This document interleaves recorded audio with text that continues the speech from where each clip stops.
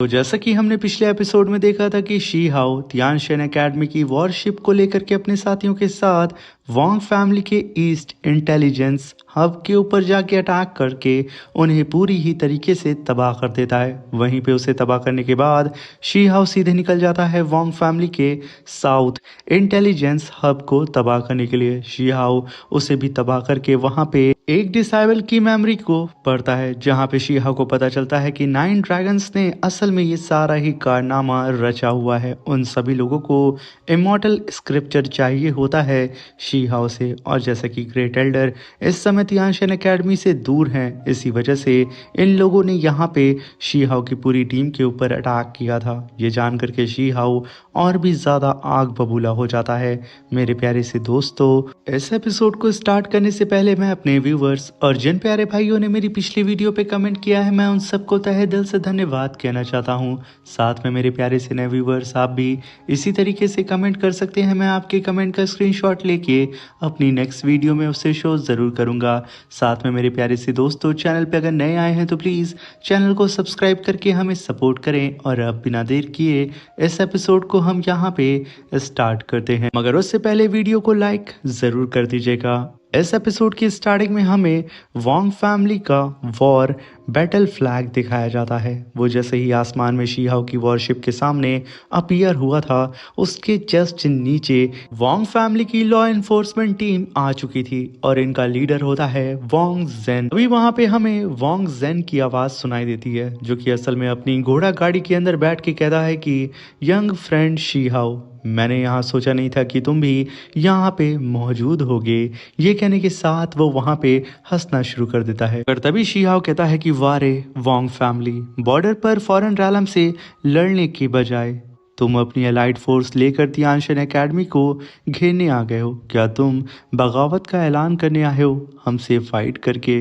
मगर तभी वहाँ पे वांग जेन कहता है कि यंग फ्रेंड, जब सीनियर दिखे तो पहले आगे बढ़कर अदब किया जाता है, उसकी रिस्पेक्ट की जाती है, ना कि उसके सामने खड़े होकर के चिल्लाने की ज़रूरत है। मैं तो हैरान हूँ कि आखिर तुम्हें किस एल्डर ने पढ़ाया है।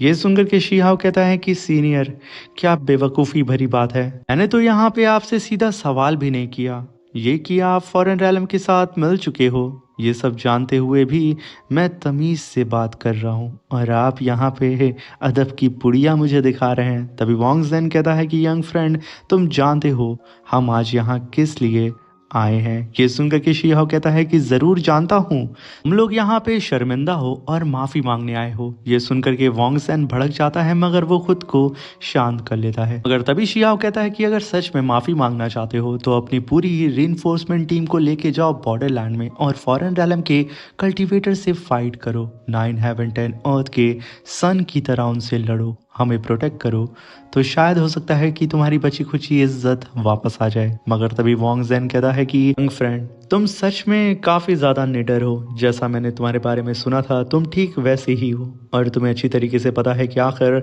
हम यहाँ पे क्यों आए हैं। तुम्हारे पास जो सीक्रेट मौजूद है वो हमारे क्लैन के लिए बहुत ज़्यादा इंपॉर्टेंट है, और अगर तुम वो हमें सौंप देते हो तो यहाँ पे खून खराबा नहीं होगा, हम चुपचाप वापस चले जाएंगे, वरना यहाँ पे तुम्हें कोई इमॉर्टल भी हमसे बचा नहीं पाएगा। यहाँ पे वो शी हाओ को इनडायरेक्टली धमका रहा होता है। मगर तभी वहाँ पे होंग कहता है कि ओ ओल्ड फूल, तू यहाँ पे सच में एक्टिंग का बाप निकला। यहाँ पे तू हमें राय दे रहा है, मगर असल में तू नाटक कर रहा है और तू यहाँ पे हमारे ट्रेजर को हमसे ही चोरी करना चाहता है। और यहाँ पे तुझे लगता है कि हम यहाँ पे तुम्हारे 2 कौड़ी के वांग फैमिली के 2 कौड़ी की इज्जत और तुम्हारी मक्कारी के बारे में नहीं जानते हैं। यहाँ पे तुम हमें बेवकूफ़ नहीं बना सकते हो, उल्लू के पट्टे। अभी ये सुनते ही वहाँ पे वांग जेन कहता है कि तुम्हारी इतनी हिम्मत कि तुमने यहाँ पे वांग फैमिली की बेइज्जती की। ये कहने के साथ वो अपने ऑरा प्रेशर को रिलीज करता है। सारे ही ड्रैगन हॉर्स रोर करना स्टार्ट कर देते हैं। होंग भी अपनी जगह पे चुपचाप खड़ा होता है, मगर तभी वहाँ पे वांग जेन अपनी पावर को अनलिश करके आसपास के एटमॉस्फेयर को फ्रीज करने लगता है, जहाँ पे होंग कहता है कि ये पावर तो मुझे लगता है कि वांग फैमिली का ट्रम्प कार्ड होगा। इन बेवकूफ़ों के पास और कोई अटैक नहीं था क्या? मगर तभी वहाँ पे वॉन्ग ज़ेन अपनी पावर को डीएक्टिवेट करता है और अपनी घोड़ा गाड़ी से फाइनली बाहर निकलता है। और हमें यहाँ पे पता चलता है कि वॉन्ग ज़ेन असल में दाऊर एलम के थर्ड टायर का कल्टीवेटर होता है। वो आते के साथ अपनी पावर को अनलेश करता है और सीधा ही शी हाओ और उसकी पूरी ही टीम से कहता है कि मैं यहाँ पे लड़ाई करना नहीं चाहता हूँ। सीनियर मेंग टियानज़ेन ने वांग फैमिली से बहुत ही मुश्किल से बहुत ही मिन्नतें करके हमसे सुलह किया है और यहाँ पे तुम यानी कि हमारे सीनियर मेंग टियानज़ेन का डिसाइबल शी हाओ लगातार हमारे डिसाइबल्स को हंट कर रहा है, जिससे हमें बहुत ही ज़्यादा तकलीफ़ हो रही है। हमारा दिल सच में बहुत ही ज़्यादा दर्द और पीड़ा में है। अभी उसकी इतनी बकवास सुन कर के लिटिल किंग कहता है कि ये बुढ़ा देखने में तो बड़ा ही मुझे पवित्र और सही लगता है, मगर ये तो निहायत ही बेशरम और एक नंबर का उल्लू का पट्ठा निकला। मगर तभी वहाँ पे हॉन्ग कहता है कि तुमने बिल्कुल सही कहा लिटिल किंग, ये लोग तो झूठ को इस तरीके से तोड़ मरोड़ के बोल रहे हैं कि जैसे लग रहा है कि ये सच बोल रहे हैं। इनकी स्किल तो सच में टॉप टायर की है। मुझे नहीं पता था कि ये लोग इतने बड़े जुट्टे हैं। आखिर ब्रदर शिहाओ आप क्या कहते हैं?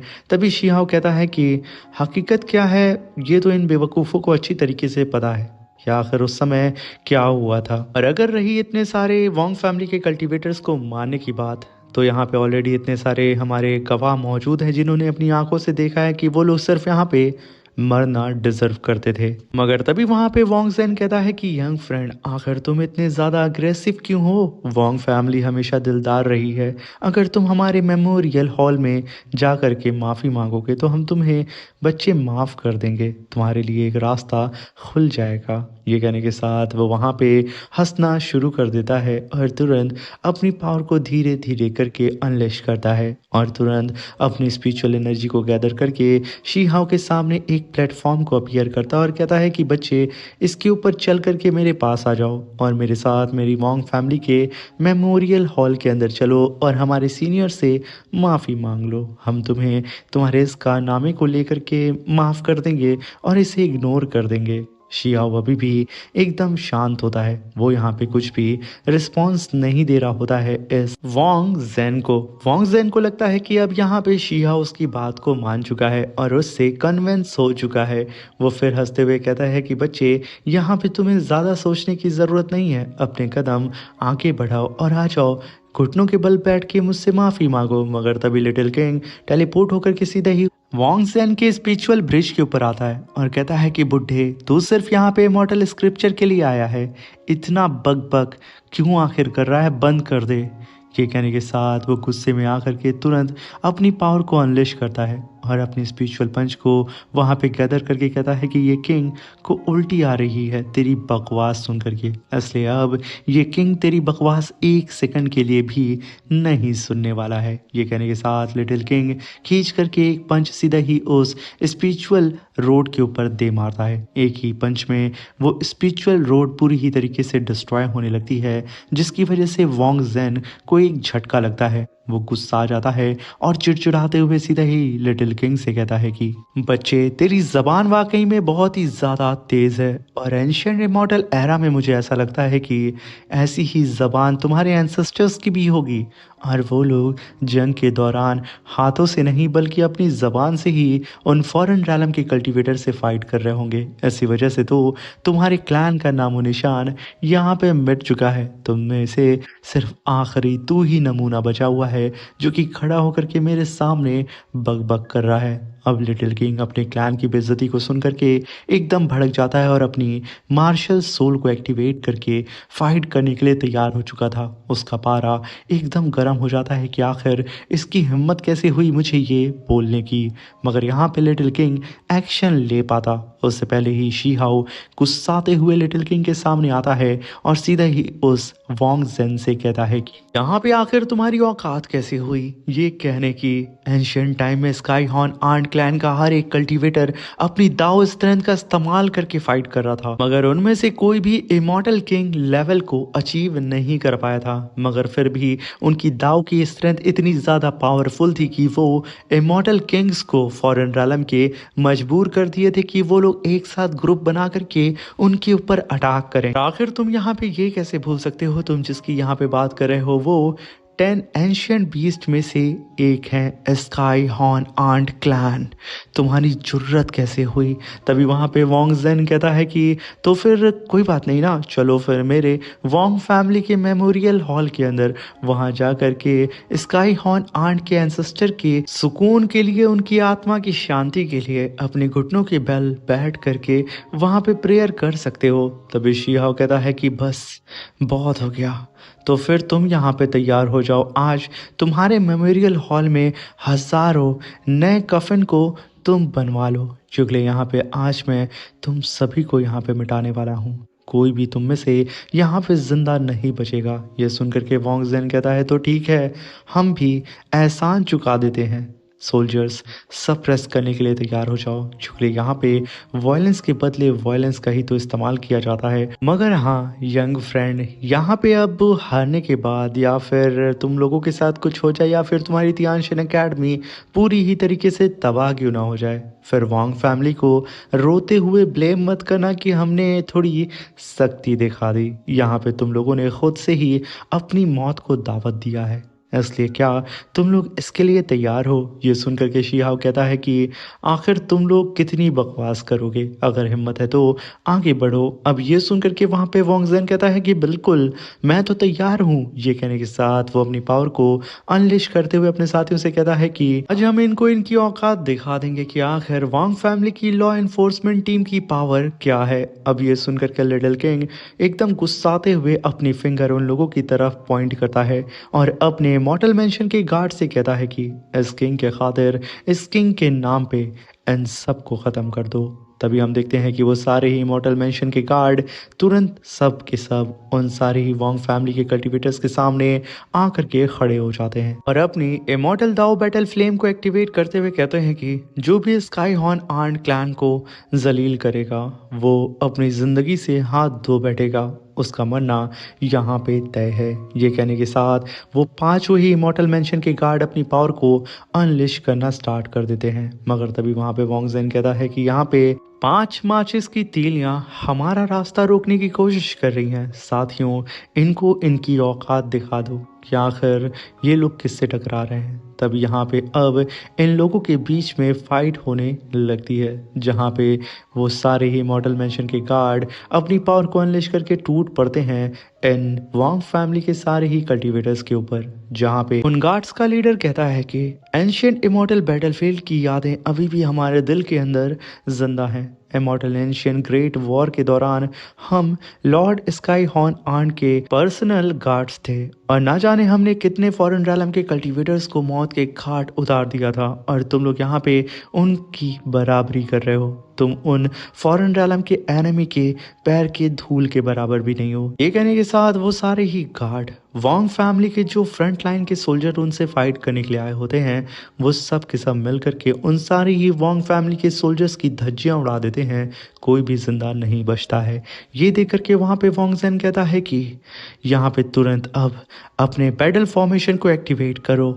अब किसी भी कीमत पे वोंग फैमिली पीछे नहीं हटेगी। मैंने इन डीमंस को हल्के में ले लिया था। ये डीमंस यहाँ पे सिर्फ और सिर्फ मरना डिजर्व करते हैं। तभी वहाँ पे कुछ शिप्स आगे बढ़ती हैं और आपस में फ्यूज होना स्टार्ट हो जाती हैं। जैसे ही यहाँ पे वोंग जेन अपनी पावर को बढ़ाता है और तुरंत उन शिप्स के साथ अपनी पावर को हल्का सा फ्यूज करता है, वो सारी ही शिप्स एक जाइंट से बीस्ट में ट्रांसफॉर्म हो जाती हैं। ये देख करके शी हाओ गुस्से में कहता है कि आखिर यहाँ पे तुम्हारी हिम्मत कैसे हुई सीनियर्स को डीमन कहने की। यहाँ पे हमारे सीनियर इमॉर्टल एंशिएंट बैटलफील्ड के अंदर हजारों बैटल में सरवाइव कर चुके हैं। जिन्हें तुम यहाँ पे डीमन कह रहे हो वो असल में हमारे हीरो हैं। तभी वहाँ पे वोंग जेन कहता है कि यंग फ्रेंड शी हाओ, तुम यहाँ पे कहानियां गढ़ रहे हो।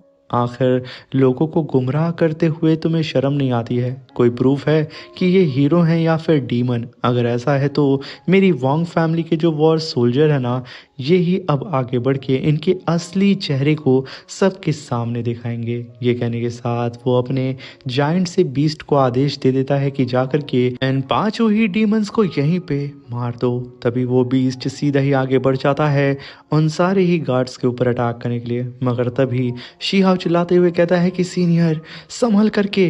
अगर वहीं पे हम उन गार्ड्स के लीडर को देखते हैं जो कि अपनी पावर को अनलेश करके अपने स्पीयर को लेकर के सीधा ही भिड़ जाते हैं उस जायंट से बीस्ट से, मगर वो बीस्ट भी बहुत ज़्यादा पावरफुल होता है जिसकी वजह से कई बार उनको पीछे हटना पड़ता है और कई बार वो उस बीस्ट का निवाला बनते बनते भी बच जाते हैं। जहाँ पे अब इन लोगों के बीच में फाइट हो रही थी, मगर सडन वहाँ पे वो गार्ड का लीडर तुरंत अपने साथियों के पास आके खड़ा हो जाता है और वो पांचों ही अपनी पावर को अनलेश करके तुरंत अपने चारों ही तरफ अपनी बैटल फ्लेम को समन करते हैं और सीधा ही जाकर के टकरा जाते हैं उस जायंट से बीस्ट से। ये टकरार इतनी खतरनाक होती है कि वो बीस्ट तुरंत ज़मीन की तरफ गिरने लगता है, जिसे देख करके वहाँ पे वोंग जेन जो कि अभी खुश था उसका मुंह लटक जाता है। उसे समझ भी नहीं आता है कि आखिर यहाँ पे क्या हो रहा है, मगर तभी वो बीस्ट फिर से खड़ा हो जाता है और उसके सामने वो पांचों ही गार्ड खड़े होते हैं। जहाँ पे वो गार्ड फिर से अपनी पावर को अनलेश करते हैं और अपनी फ्लेम को समन करके अपने स्पीयर को लेकर के सीधा ही उस बीस्ट से जाके टकरा जाते हैं। एक ब्लास्ट के साथ उस बीस्ट का वहीं पे काम तमाम हो जाता है और उसे कंट्रोल करने वाले सारे ही एल्डर्स मारे जाते हैं। ये देख करके वोंग जेन तुरंत अपनी पावर को अनलेश करके वोंग फैमिली की लॉ इन्फोर्समेंट टीम के स्क्रिप्चर को समन करता है और उन पांचों ही गार्ड्स को सप्रेस करने की कोशिश करता है और वहां पे सीधा ही कहता है कि आज किसी भी कीमत पे ये पांचों मेरे हाथों मरेंगे।